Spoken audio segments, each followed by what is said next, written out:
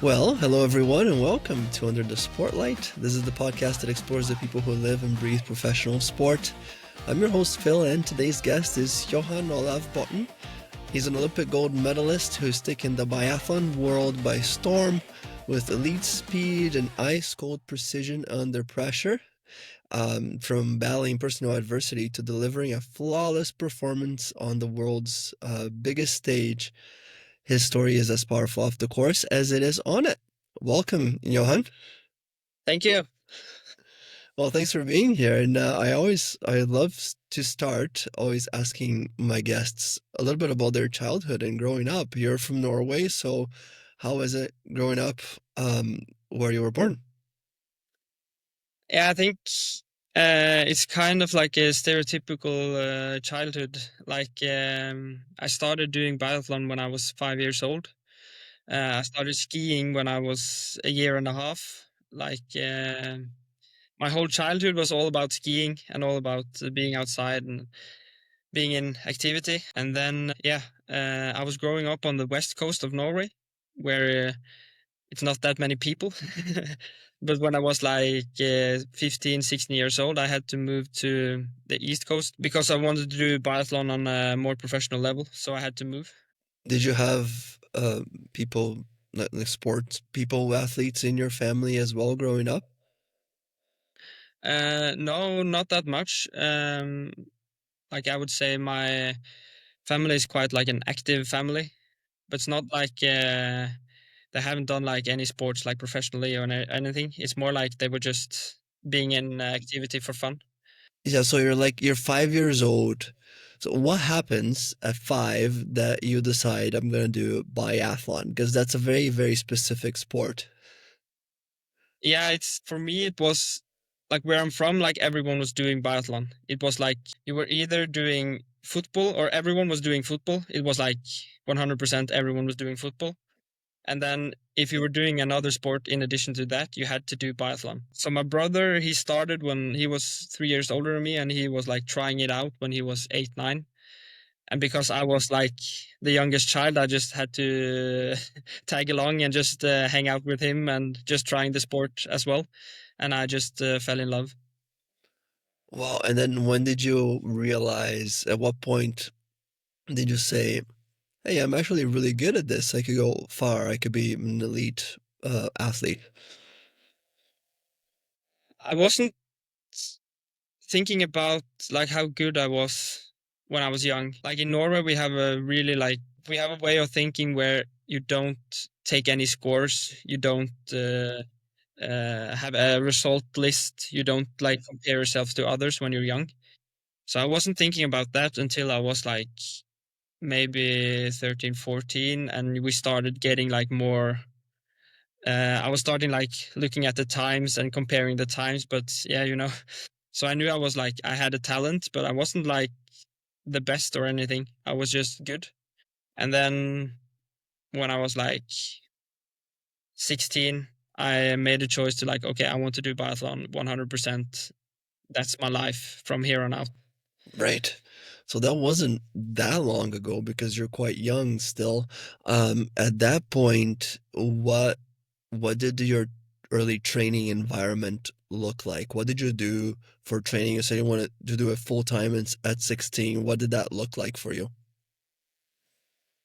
Yeah, it was because when I was 16, I moved here to Lillehammer, and like the high school I went to was like, my day was designed to be as optimal as it could to do biathlon. So we had like 2 sessions every day. Like the teachers in our school was really trying to optimize like our time so we could do more time in biathlon and not so much time at schoolwork. So yeah, it was like 2 sessions every day, just yeah, trying to get as good as possible. Yeah. And why do you think your breakthrough sort of came on a little bit later than usual, right? Because usually you're looking at people starting to compete on the big stage a little earlier. Why do you think it took you a little longer to get to the Olympics, for example? I think it's That's a really interesting question, and I think it has a lot of like ways of answering, because I think one of the most important part is that like my generation of biathletes in Norway had a really high level. Like you see, like it was so many talents, and like I was maybe like ranked like 4 or 5 when I was in the junior years, from like 17 to 20 years old, and then you're not qualified to do the junior world championships because you're not good enough. But I was still like a talent compared to like the other nations. But then, yeah, I was struggling a lot with like being sick, being a little bit injured. I didn't have the continuity in the training. Um, and then like I saw like the other guys was just, yeah, the other guys were competing in the World Cup and stuff, but I was still competing in the Norwegian Cup. Right. Yeah. Yeah, that's interesting. You would say, Norway is really well known in biathlon. So you were probably better than everyone else in the world, but still had to be better than the other guys in Norway, right? Which are the best in the world in biathlon. Now, for someone that has just watched the sport for the first time or just started looking into it, can you explain a little bit more in simple terms what does it entail to do biathlon? What is the sport like? The sport is a really weird sport. Uh, it's not like something you would like. It sounds stupid for the first time you hear it, but for us that are used to it, it feels like really natural. But I can completely understand that people think it's like just a strange sport. But it comes from like old military training, especially in Europe, with a lot of snow and like rifle control and everything. And then it started becoming a competition, but it's a pretty like biathlon as we know it today is a really young sport. Like maybe from the 70s, 80s, it started like being what we would call modern biathlon, but especially from the 90s and to now, it has been a really big development. So it's a really weird sport, but uh, it's a really it's like almost like a perfect sport because you get so many things you have to be good on, and it almost always creates a really good story because you start skiing like really high intensity. You just ski as fast as you can for like 3 kilometers, and then you have one shooting, which is the opposite. You have to be really calm. Yeah, just trying to aim at a really small target with the heart rate of like 190, and then you go completely full gas again. And then you do that. So we do 3 loops, 2 shootings. That's the most normal competition we do. So you have to be really good at 2 completely different things, and it always creates like a good story because the ones that are fast at skiing always miss, and the ones that are good at shooting always hits, but they are not that fast. So it's like almost always exciting. Yeah, you have to combine the two things, right? And I know that you combine both things really well. But before we get to your specific results at the Olympics, which obviously you won, so that's amazing. We're going to talk about that a little bit later. It's interesting, like you said, first time you see it on TV or something like that, you see a guy just running or going as fast as he can on his skis and then having to shoot this really small target. It does seem sort of weird, but you put it perfectly where it's the two complete opposites that you have to be really good at. And yeah, so like can you explain like what would happen then if you miss a lot of the targets, or if you like what do you have to do and how do you get points deducted from your time deducted from you when you miss? Yeah, so we have like some different form of competition. So the one I was describing before was the sprint version. Then we do like 3.3 kilometers 3 times with 2 shootings in between. And the way you get like the penalty for missing is a penalty loop. So then you have to do like 150 meters of a penalty loop. But like the competition I won in the Olympics, we do 20 kilometers in total, 5 loops, and then 4 shootings. And then the way you get penalty is for every shot you miss, you get 1 minute added to your time. So that's the two different ways we penalize missing. Well, so I guess having a perfect shooting score is great, right? Because you don't have any of the extra penalties or the extra time that you have to do. Now, I know that Norway is, like we said, easily one of the most well-regarded countries in winter sports generally, and in biathlon. So how do you qualify? You're speaking a little bit about it before. How do you qualify to go to the Olympics? How good do you have to be to go to the Olympics to represent Norway? Yeah, I would say like it almost starts like 2 or 3 years before the Olympics, where you have to be like either in the World Cup or in what we call the IBU Cup, which is the first and second division of like competitions. So we have 6 spots in the World Cup, 6 spots in the IBU Cup. And then you have to be like around World Cup level for a long time because to be even like considered to compete in the Olympics. And then like the same season of the Olympics, like the races before Christmas and the races right after Christmas are the ones that count.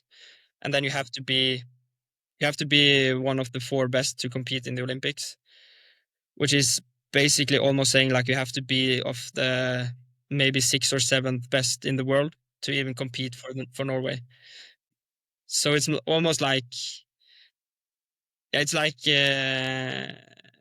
for America in track and field, you have to almost like be at peak physical level before the Olympics to even qualify, and then you almost feel like you are not at the same level in the Olympics because you had to Do so be well so to good get there. before. Yeah. Yeah. Wow. Yeah. That's crazy. Okay, now describe to me the moment you found out or the moment you realized I made the Olympic team, I'm going to the Olympics. How did that feel? What was going through your head? I was like I have never like competed in the World Cup like consistently. I had some before this season, so I had some single races here and single races there. But this year I qualified from the start, and I just won. I won the first race, and I was really feeling really good. And I had probably like the best streak of races in my life before. So the 9 races before Christmas, and I knew that they wanted to take one of the spots for the Olympics. They wanted to make before Christmas. So I kind of knew that I was qualified because I was the best one. So I was just waiting to get the message. And when I finally got the message, it was more like, okay, I can relax. Now I'm going to the Olympics. I have 2 months to prepare. We're Hmm. going all in. Yeah. Was it like a sort of feeling of relief? Like, yes, I knew this was going to happen, but when it does, it's just a confirmation. Yeah, it's everyone kind of knows like so like every athlete on the team knows that it's going to happen. So they like kind of like always asking, "Have you got the message yet? Have you got the message yet?" And I was like, "No, but it's coming now." Yeah. That almost makes it worse if you know it's happening, but it's still not happening. Yeah, but then you kind of you get the relief, and then you start thinking about like, okay, what would 10-year-old me say to finally qualify for the Olympics? And yeah, Right. When you were starting training back then, when you're 10, 12, or whatever, when you said you were 16 when you started going for it hard, did you already look at the Olympics and say, that's my goal, that's what I want to do? yeah, it was. I would say when I was like 10, 12, 13, I was like, I'm going to the Olympics no matter what. Like, I was almost thinking it was so easy, because you're a child, you just think that everything is going to go your way. So I would like describe my career so far. Like, when I was 12 or 13, I had the most like confidence that I was going to the Olympics. And then it was just going gradually down Down. from like, okay, I'm never going to the Olympics. When I was like maybe 22 or 23, I was thinking like, okay, I'm not going to become the best in the world. So right now I'm just doing it for fun. And that's when it started like going up again. Yeah. No, That makes sense. Yeah, when we're young and kids, anything can happen, right? It's very Yeah. easy to think and expect that you can do anything. Now, Johan, before I go more into your Olympic run, I'd like to talk to you about this if it's okay. I know it's a tough and sensitive subject, as I'm sure a lot of people know what ended up happening with your teammate, Sivert, before the Olympics. And I'm really sorry for your loss and the circumstances of how it happened. Would you be open to telling me a little bit about him and what made him such a special person? Yeah, it was the hardest period of my life was when this happened. And me and Siebert, we have known each other for probably like 11 years now. Like we weren't that close in the start, but we knew each other and was talking. And then, especially the last 2 or 3 years, we've been really close. We've been going on camps together. Uh, like, yeah, we've been paying for us like altitude camps for by ourselves, just me and him, staying together in like a really like a bad apartment that was really cheap, just trying to make it. And yeah, so it's especially the last year we've been like the Olympics was such a big dream for both of us, and like it was more of a dream than a goal for both of us, but we were working so hard to try and get there. And then seeing what I saw during that Christmas was like like the dream fell apart because it was such it was a dream that we had together, and then seeing him disappear and seeing him, yeah, just it was it was the worst period of my life. And yeah. Yeah. Well, I'm really sorry to hear about that, and I'm sure that you can speak about this with as much or as little detail as you want, but I couldn't imagine what it felt like for you, to have found him and realize he had passed. And I'm sure that that loss really impacted you personally, right? Yeah, it was, you kind of, after something like this happened, you kind of feel like you were so stupid and ignorant before everything because you were so happy and you had so little problems before. And yeah, I was at a pretty low point in my life after that, but luckily I had really good people around me that helped me. And I had, like, with Sievert, it's really easy to get, because you feel like you lose direction of your life when something like this happen. But when you start thinking about what Sievert stood for and how he was as a person, it became really simple to find a direction really fast, because he was such a motivated and dedicated person that really, he loved biathlon and he loved sports and he loved like being in activity. So it was like, it was so natural for, I think, everyone on the team to just like, okay, we are going for the Olympics. That's our goal. It's going to be really tough, and we're going to have some ups and downs before this. But I think for everyone, it was just like, it was so clear for everyone what he would have wanted us to do. So that helped a lot. Yeah. Well, I'm sorry again. And then to hear about this, and then 2 or 3 months later, you're at the Olympics, right, competing. Um, how do you find the strength to compete after something like that happens? Like you mentioned your team supporting you and that experience changing you as a person. How do you find that strength to then compete and win 2, 3 months later?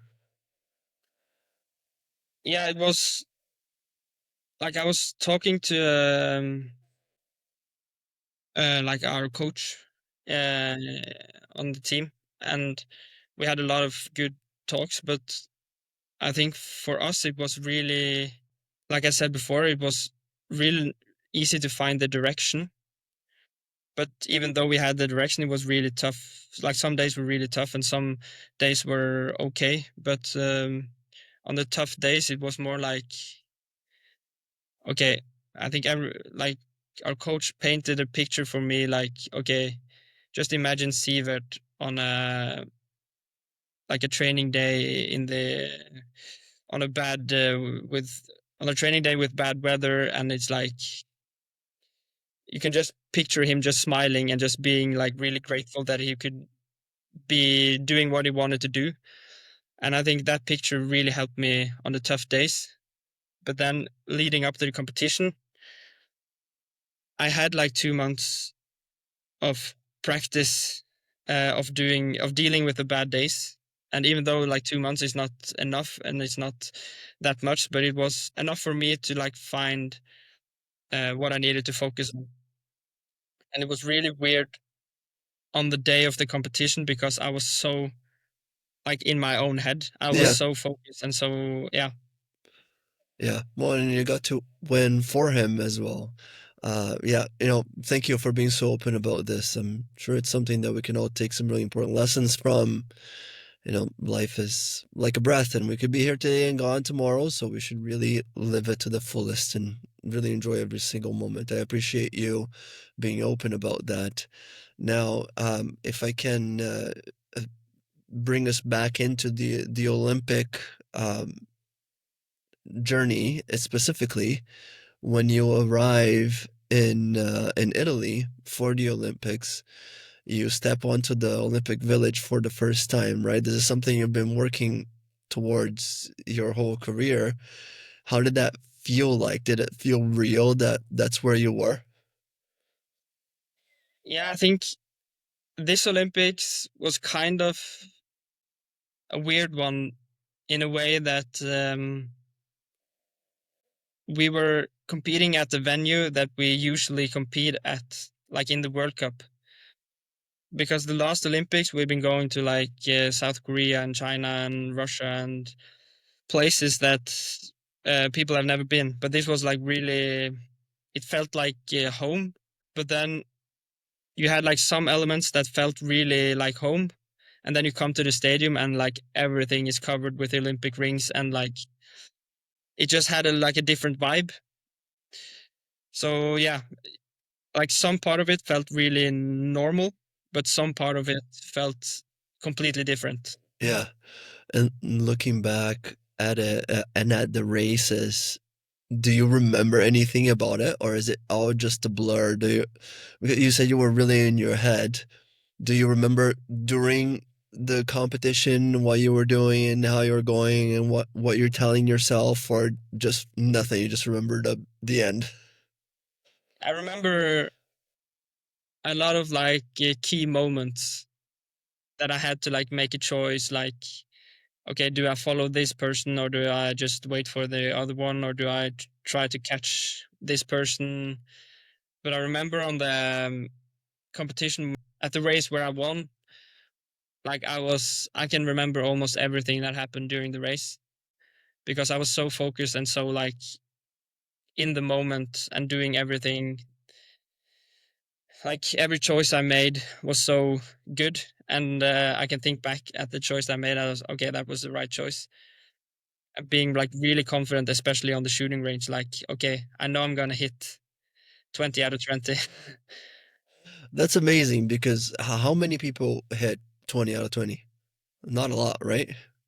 I think it was 2 people Yeah, and hit 20. right. So it's really hard to be so precise, and I'm wondering what sort of strategy do you have going in? Because you have to do this loop a few times, right?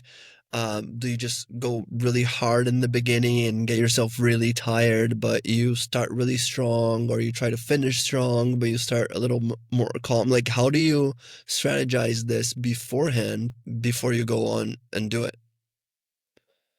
Yeah, the 20K that we do it's the longest competition that we have, and I feel like my strategy going in is that I know it's gonna be a fight, especially Like physical, it's obvious that you have to do 20K. It's really hard. But then on the other hand, it's a really big fight mentally because you're doing like almost an hour of a competition, and then you're doing like 4 shootings. You're doing 20 shots that have to be perfect. And then you can do everything right, like 19 shots, and then you miss the last one, and then it's all over. So I know going into the race that, okay, I have to pace myself physically because the fight mentally demands so much, especially the last third of the race. And when you hit that 20th shot perfectly, what does it feel like? Is it like, yes, I got this? Yeah, it's like on that day it was really weird because like emotionally I was so cold and so like in my own head and just being so focused all the way until I hit the last target and I had 20 out of 20, and then all the emotions just rushed to me. And I was thinking about, yeah, when I was 10 years old and doing biathlon, like little me making my big dream come true. And yeah, I was thinking about Sievert. I was thinking about like everything was just coming to me during that last loop. Was that the time, the 20th shot, is that the time you were like, I think I can win gold?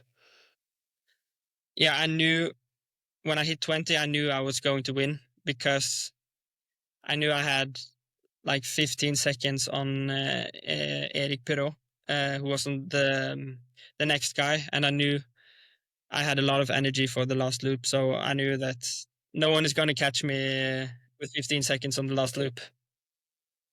Well, and then how did it feel then crossing the finish line, knowing shot clean, I won, no one's taking this away from me, I just won Olympic gold in my very first Olympics. Yeah, I think that last loop is going to stay with me for the rest of my life because after what I've been through the last months leading up to the Olympics, and yeah, as I said, like all the emotions just rushed through me. And yeah, the only thing I can think about when I was out there in the loop was I was thinking about Sievert. I was thinking about all the sessions we had done together. And I got the feeling that he was skiing there with me. And it felt so real to me that he was just right beside me, just skiing with me. And then, yeah, crossing the finish line with the sense that we crossed the finish line together, it was like the closest thing I can describe it was like a religious experience. Even though I'm not a religious person, it was something that felt so much bigger than me that I just can't comprehend what happened. Yeah, surreal almost Yeah. experience. Yeah, well, amazing. Well, I will ask you this. You can say it if you want or not. Like, will we see you more of you at the next Olympics? I'm expecting to. Yeah. Of course, my goal is the next Olympics in France. It's going to be, especially with the way biathlon is growing in France, it's going to be such a huge thing. And yeah, I have to qualify again, so it's going to be a tough 4 years. But yeah, I'm going to do my best.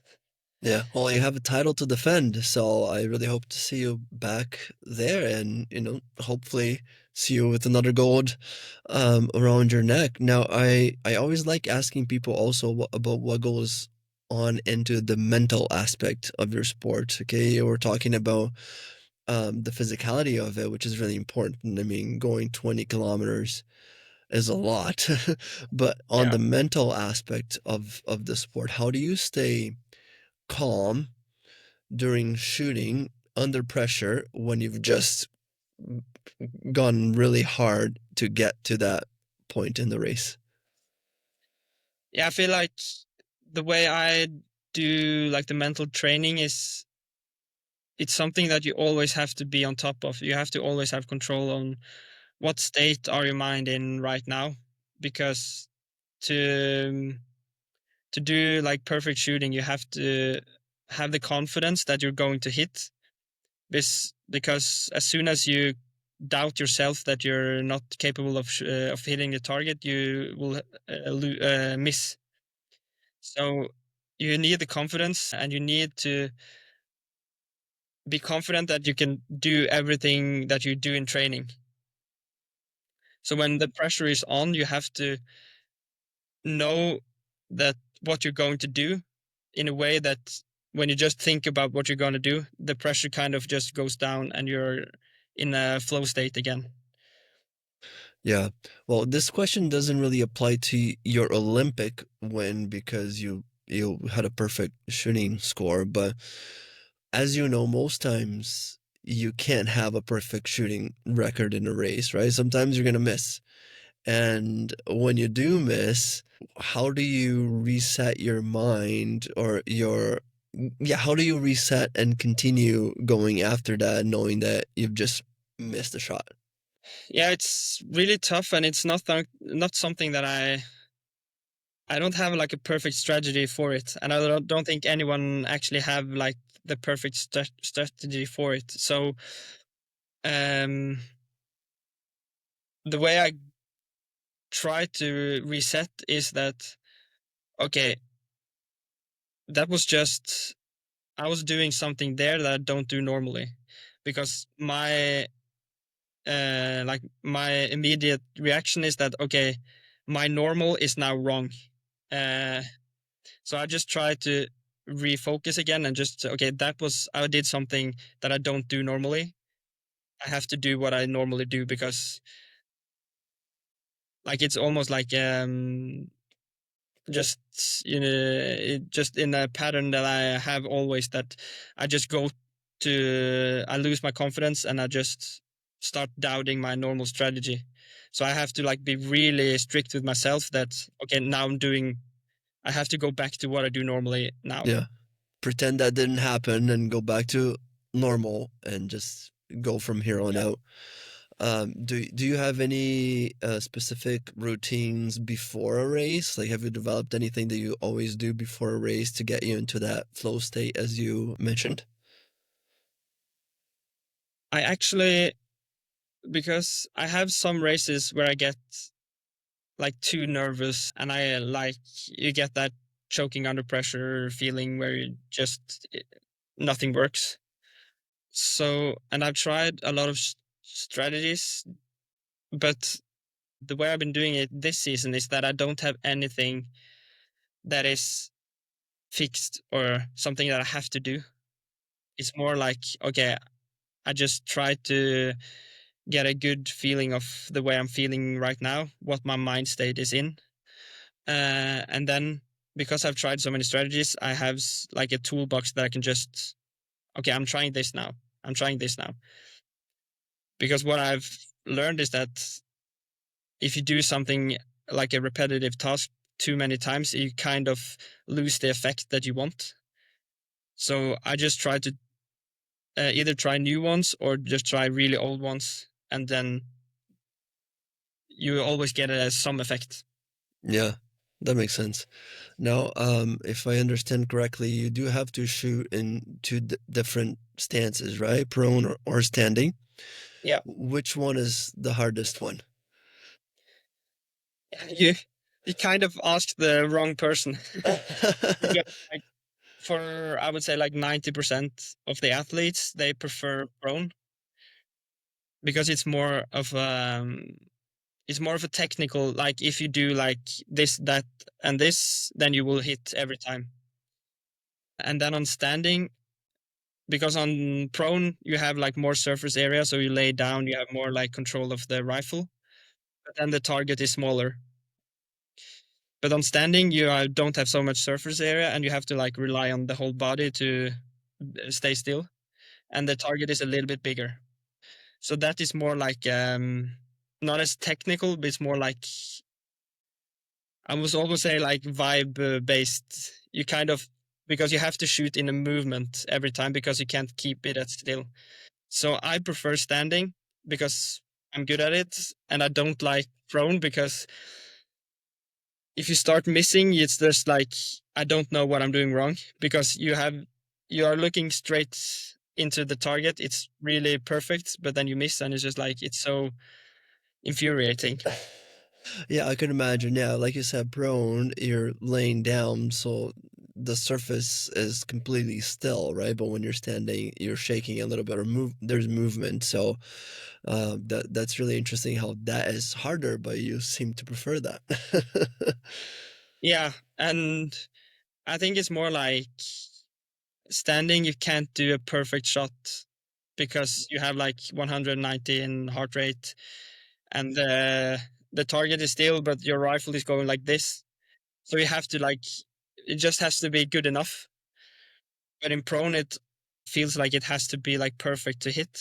So it's kind of a different vibe, you know? Yeah, and a different sensation when you miss.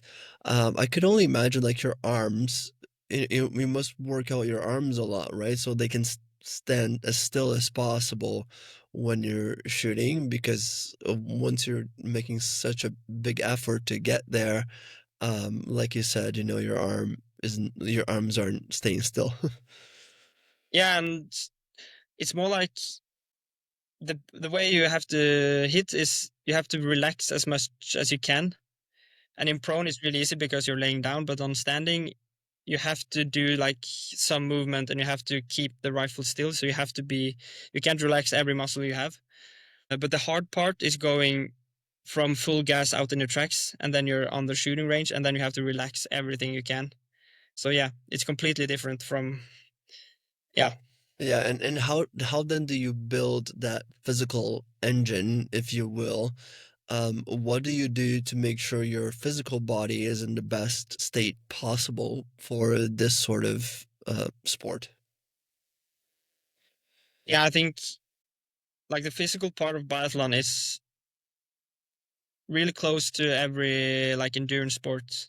You have to have a high VO2 max, you have to have a high threshold. So yeah, it's kind of similar to like running and cycling, and yeah, like the main difference is that in biathlon you have like the tracks go it's up and down, and when you're going down you're not putting any effort in, so you have like time to rest, and then you have to go full gas in the uphill. So it's more like on and off than compared to like running and cycling. Yeah, can you looking back, can you remember the most physically painful race you've ever had? Yeah, I've done like some races are uh, it's more like when you're in good shape, it doesn't, you're not that, you don't get as exhausted as when you're in a bad shape. So like my worst memories is like if I've just been sick and just trying to compete because you have to, and then yeah, if you have bad skis, you don't feel like you're moving anything forward at all, and yeah, it has to be something like that.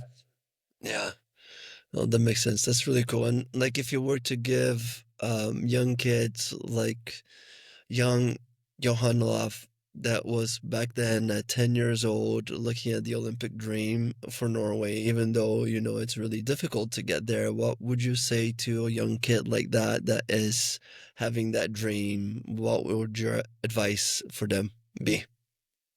I think my biggest advice for young people is to, if you really enjoy your sport, just keep doing it as long as you can. If you want to follow my example, I didn't get any good until I was like 24, maybe. And then from 24 to now that I'm 26, I'm an Olympic champion, And it's like the demand of getting to become the best 19-year-old is not the same as being as the demand as becoming the best 25 or the best in the world when you're 25. So my biggest advice is just stick with it, train hard, and do what you can.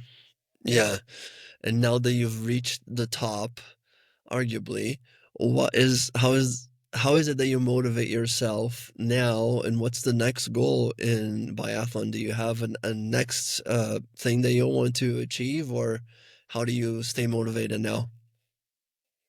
The way I motivate myself is that I'm like a training nerd, like a sports scientist nerd. So what motivates me the most is I want to try like different things in training and see how it affects my body and how I can improve. So for me, it's more like the small little things that I can become better at. And especially when biathlon is such a complex sport, you have almost like unlimited things that you can become better at. Yeah, yeah, that makes sense. Now, we're almost getting to the end here, but I'd love to also uh, hear a little bit more about what you do outside of the sport. So, on your time off, you're not training, you're not doing anything related to biathlon. What are you doing? Well, that's I don't think you can underestimate how simple person I am. Like I have like my hobbies is like cycling, and that I get to do like in the training in the summer and autumn anyway. So I don't have that many hobbies, but yeah, especially this time of year, I'm just watching cycling on TV, just relaxing, and yeah. And when you're watching cycling on TV, are you thinking about what those guys could be doing better, or are you just actually just relaxing and enjoying watching it? No, no, I'm completely nerding everything. Yeah, so a lot of motivation is coming from the way like the cyclists work with training and everything. So yeah, I'm definitely thinking about the way they train and how I can implement the way that they train in my training. Yeah. Oh, here's an idea. Summer Olympics, you can do something else, cycling, triathlon, or something like that in the Summer Olympics. How about that? You think that would be a good idea? I think I'm getting too old to try and switch sports, but I think getting to the highest level in another sport right now would be almost impossible. Yeah, it'd be really difficult, I'm sure. And now, Johan, we do have a segment here on the show that we call fan questions. Okay, so we had a few people send in a couple of questions for you to answer it. So if that's okay, here's fan questions. Here are your fan questions. Fan questions.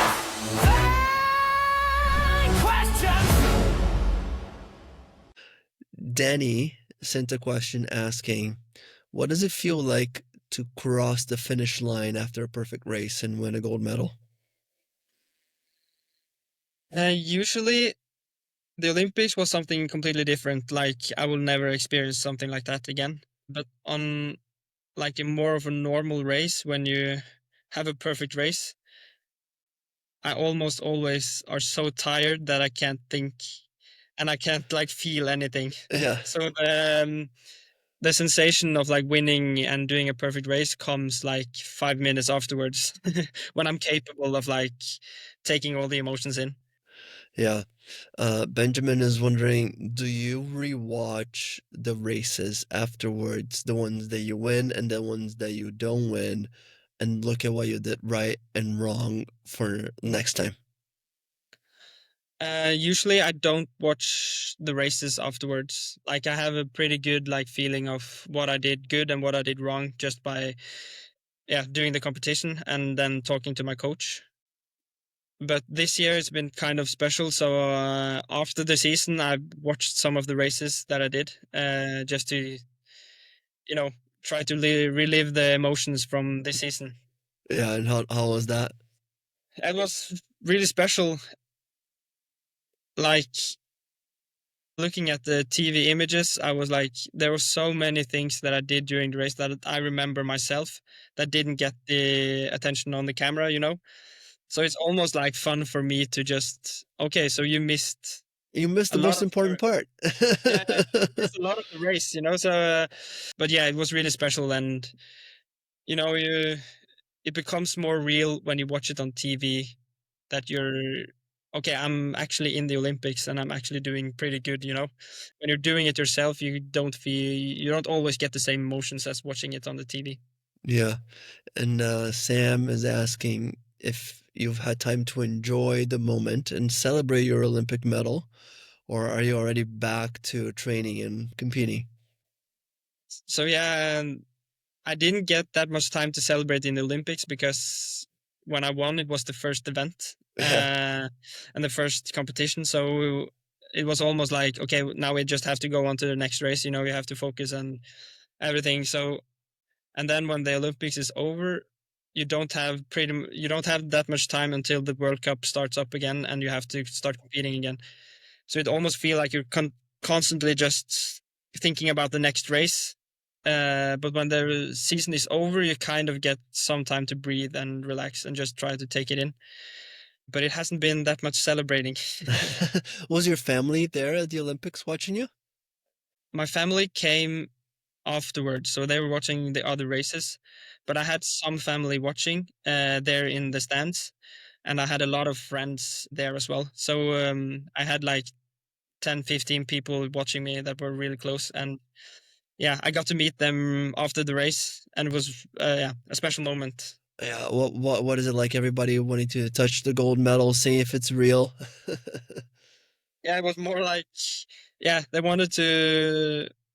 asked me if I had the medal, and I just pulled it out of my pocket, just watched like this, and like, yeah, they wanted to hold it and feel how heavy it is, because like everyone knows that the metal is heavy, but when they try actually holding it, they're like, oh, okay, it's that heavy. Okay, Actually heavy. Yeah. Yeah. And then did you have to wear it like all day? Like, did you have, were you interviewed and you have to, like, someone told me that they would have to go and be interviewed for TV and stuff like that, and they have to be wearing the medal all day, and it hurts having it all around your neck all day. I think that's the benefit of doing Winter Olympics, because we have a big coat around, so So we that don't helps. get like chafing or anything. But yeah, I think I was in my hotel room, like the competitions was pretty early in the day, and then you have like press conference and doping control and everything that happens. So I don't think I was in my bedroom at like probably 10 or 10:30 in the evening, and the competitions were like 11 in the morning. So it's a whole day of just doing stuff. Yeah, wearing the medal, showing it off. That's amazing. Now, Johan, the last segment here on the show, before I let you go, we call it quick fire, okay? So I'm gonna give you a choice between two options, and you gotta pick one, okay? There's no right or wrong answer, just to get to know you a little bit better. Is that okay? That's okay. Okay, so if you're ready, then here's quick fire. It's quick fire time! Oh!